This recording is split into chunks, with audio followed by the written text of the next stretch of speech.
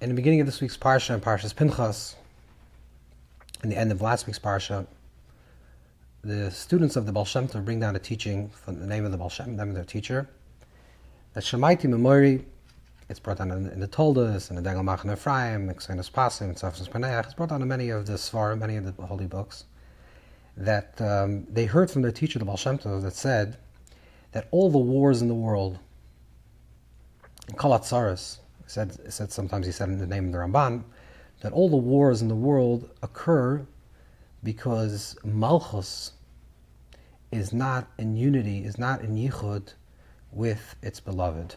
This is what the Baal Shem Tov says. What does that mean? So I'll read a little bit from the Degel Machan Ephraim, which is a grandson of the Baal Shem Tov, and to understand a little what this means and what does it have to do with the story of Pinchas. So the Zohar teaches that in numeric value, Pinchas is 208, is Reish Ches. And it says that Pinchas, in the story of the end of the Parsha, previous Parsha, and the beginning of Parshas Pinchas, it talks about that Klal Yisrael they were having promiscuous relationships with foreign women, with the Moab and the Midian women, and there was a lot of lewdness, and it was not an integral state. And they did that so they can serve idols, but it turns out that they were very much involved in these alien foreign women, and it was really eroding the integrity and the holiness, the sanctity of Klal Yisrael. So it says that one of the leaders of Israel, Zimri, was publicly displaying an act of physical intimacy with this Midianite woman, and Pinchas, and as an act of zealotry, took a roimach, which is a spear, and pierced them during their act. But the word is vayikach roimach. He took a roimach. Roimach is spelled with reish vav mem ches. So the reish and the ches is actually is 208, which is the numeric value of the word Pinchas.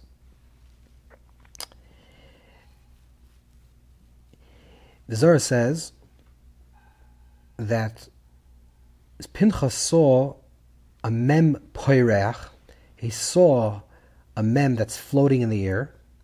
So vayikach, he took the mem, he drew the mem closer into himself, and then instead of being reish ches, it became reish mem ches, together with the vav, and then that became ramach, or without the vav that's ramach, that's 248, which is the numeric value of the word for Avram.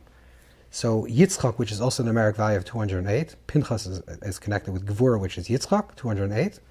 When the 208 saw the floating mem, it integrated the mem, became 248, which was chesed, which is Avram, which is kindness and compassion. And he took the spear and was able to stop the plague.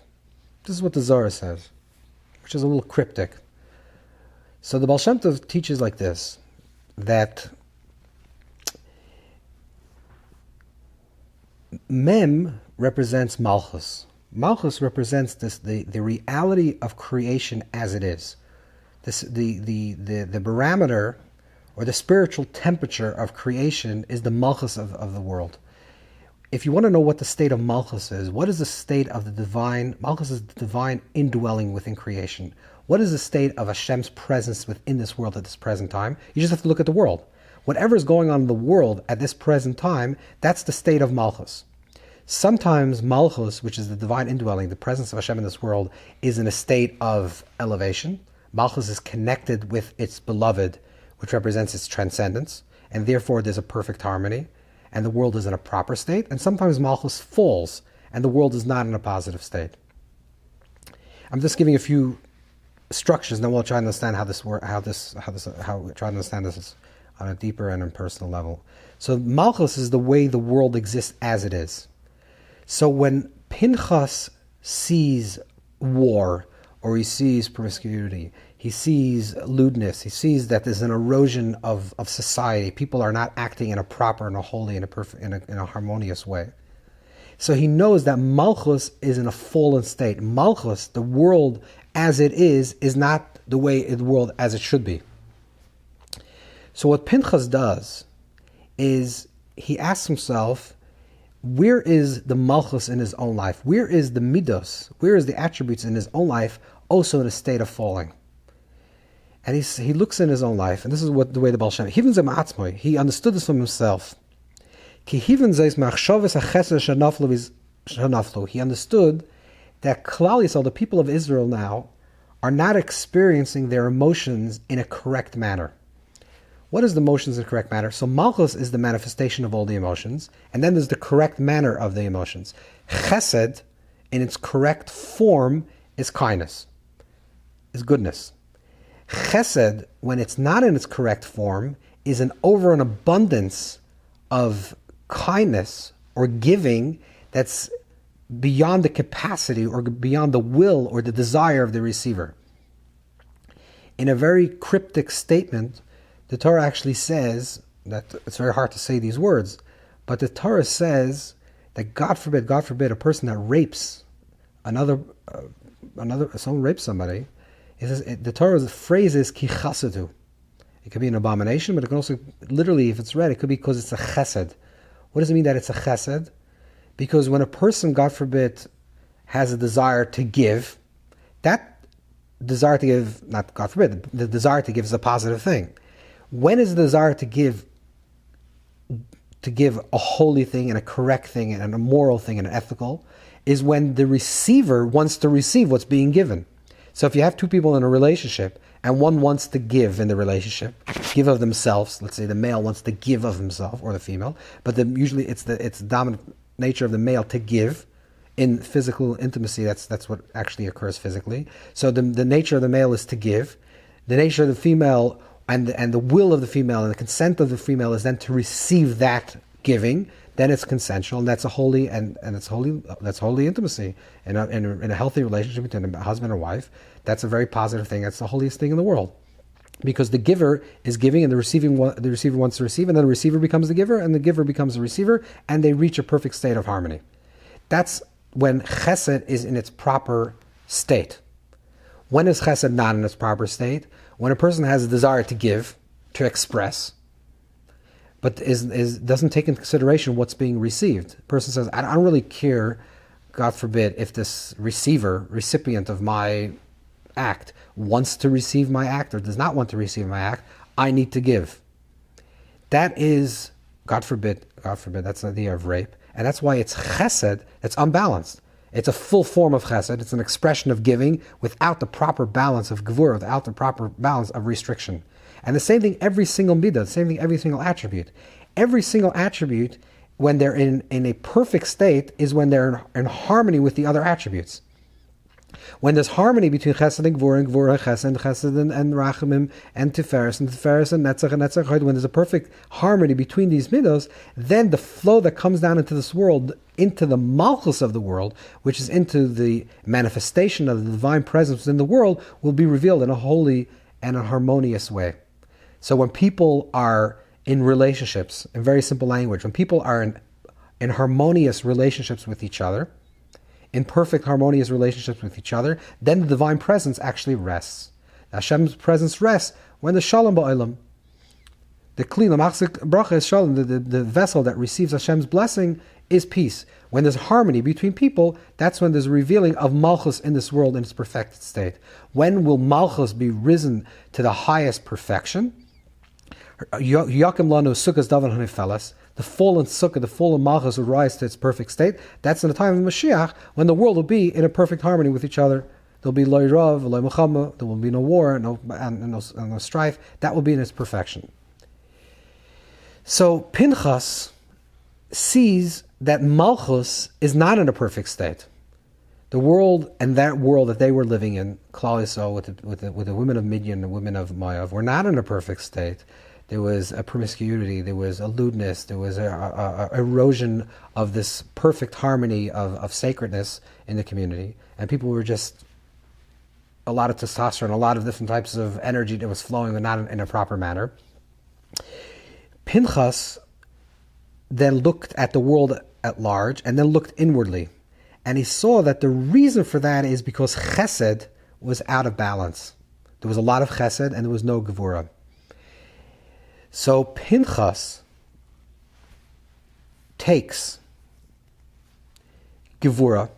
Gevura is restricting, the attribute of restriction, the attribute of Yitzchak, Isaac, which is Reish Ches. He takes the Reish Ches and he causes within himself, internally, he stops his thoughts and he says, the reason why the world is in a negative state is because the world is a reflection of our state. The reason why things are going on outside of us is because something's going wrong with inside ourselves.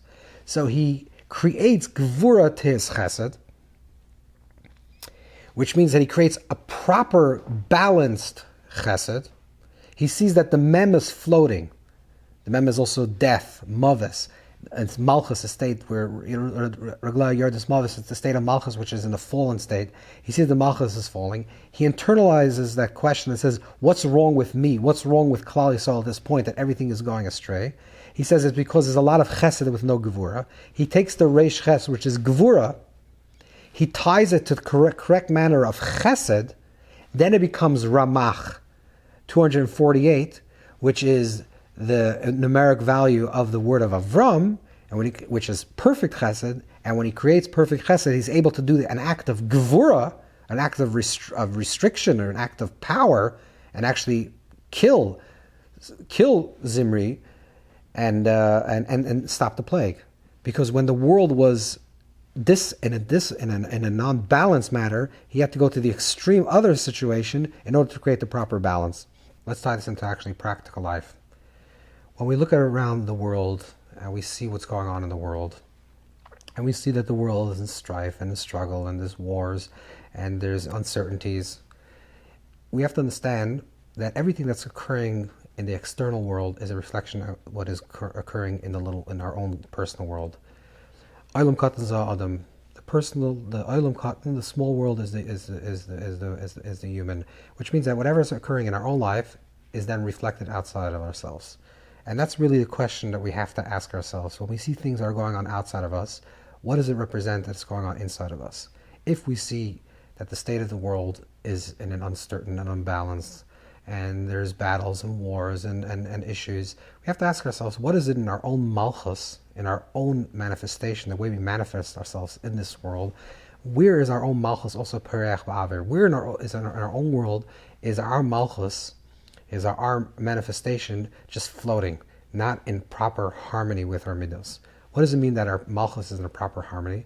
It means that the midos, the attributes of who we are, which is in very broadly, we'll use these two emotions, the element of chesed and gevura.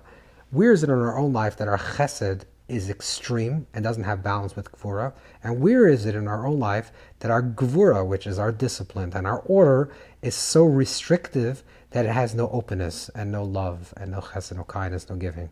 So where is our kindness in abundance, in a giving form without any balance? And where's our gvura without any chesed? Where is our restriction and our discipline without any balance of chesed? When we create balances within ourselves, and we say sometimes there's too much chesed, we're giving too much, we're depleting ourselves, we have to be a little more restrictive to hold ourselves back, or we're being too stressed, too strong and too disciplinary, and we're too much aggressively trying to have gevur in our life. Maybe we have to be a little tempered with chesed. So whatever situation that we're in our lives, we have to ask ourselves, where is our malchus? Is our manifestations being manifest in this world, in our own projections, in a perfect manner? Is our malchus connected to the higher spheros? And in the spheros themselves blended well together, so therefore there's a perfect flow from the midas into our malchus, into our manifestation? Are we manifesting ourselves in this world in a correct way? Is our chesed balanced with gvura balanced with chesed, and that's the way we're manifesting ourselves? Or is there some type of imbalances? And whenever we see an imbalance that's occurring in the world, we have to ask ourselves, where is that imbalance occurring within ourselves? To try to bring an element of gvura, let's say restriction in the element of chesed that we're experiencing. And sending also the opposite. If it's chesed, if it's too much giving, where can we find a little bit of gvura to balance those midos, to balance those attributes? When we balance ourselves in a correct manner and in our internal life, our malchus, our manifestation is in complete harmony with our midos, and is a perfect unity between kuchabrichu and shchita, between the transcendent aspect of ourselves, which is our attributes, and our manifest aspects of ourselves, which is machshava, dibur, ma'aseh, which are thoughts, words, and actions, the way we present ourselves in this world. When we have that harmony within our own internal life, we'll start seeing that reflection in the world at large. The more critical mass of us are doing this type of inner work, the more we reveal that yichud between kuchabrichu and shchita, between the transcendent and the immanence, between our midos and our malchus, and our midos, our attributes, are in perfect harmony. And the way they're manifesting in the world, the more the world will be healed of its fractions and of its dissension, and will reach a perfect state of harmony.